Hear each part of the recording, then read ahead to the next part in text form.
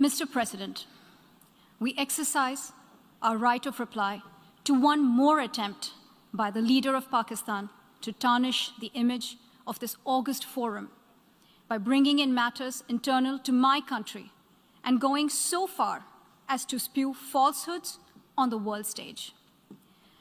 While such statements deserve our collective contempt and sympathy for the mindset of the person who utters falsehood repeatedly, I am taking the floor to set the record straight.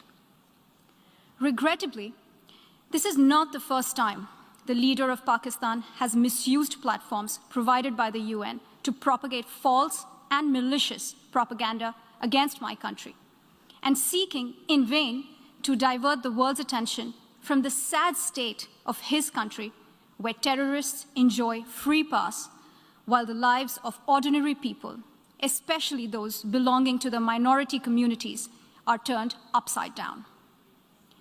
Mr. President, member states are aware that Pakistan has an established history and policy of harboring, aiding, and actively supporting terrorists. This is a country which has been globally recognized as one openly supporting, training, financing, and arming terrorists as a matter of state policy. It holds the ignoble record of hosting the largest number of terrorists proscribed by the UN Security Council. Mr. President, we marked the solemn occasion of the 20th anniversary of the 9/11 terror attacks just a few days back.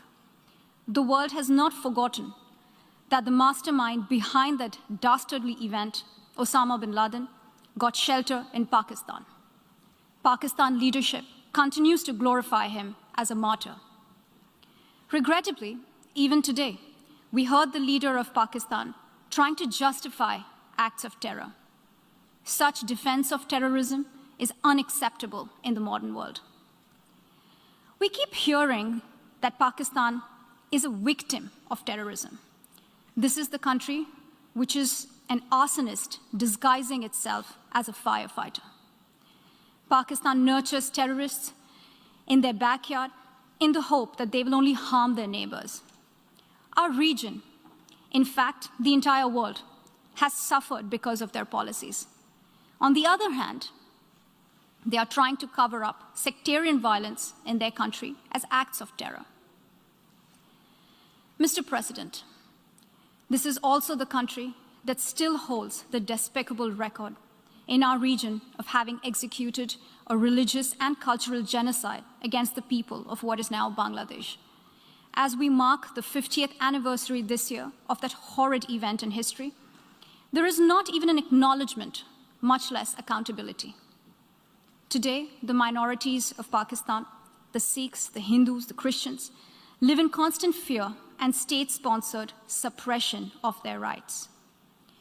This is a regime where anti-Semitism is normalized by its leadership and even justified.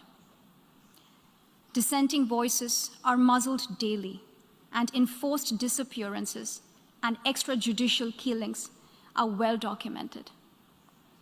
Mr. President, unlike Pakistan, India is a pluralistic democracy with a substantial population of minorities who have gone on to hold highest offices in the country, including as President, Prime Minister, Chief Justices, and Chiefs of Army Staff. India is also a country with a free media and an independent judiciary that keeps a watch and protects our Constitution. Pluralism is a concept which is very difficult to understand for Pakistan, which constitutionally prohibits its minorities from aspiring for high offices of the state. The least they could do is introspect before exposing themselves to ridicule on the world stage. Finally, Mr. President, let me reiterate here that the entire Union territories of Jammu and Kashmir and Ladakh were, are, and will always be an integral and inalienable part of India. This includes the areas that are under the illegal occupation of Pakistan. We call upon Pakistan to immediately vacate all areas under its illegal occupation. Mr. President, allow me to be categorical about India's position. We desire normal relations with all our neighbors, including Pakistan. However, it is for Pakistan to work sincerely towards creating a conducive atmosphere, including by taking credible, verifiable, and irreversible actions to not allow any territory under its control to be used for cross-border terrorism against India in any manner. I thank you, Mr. President.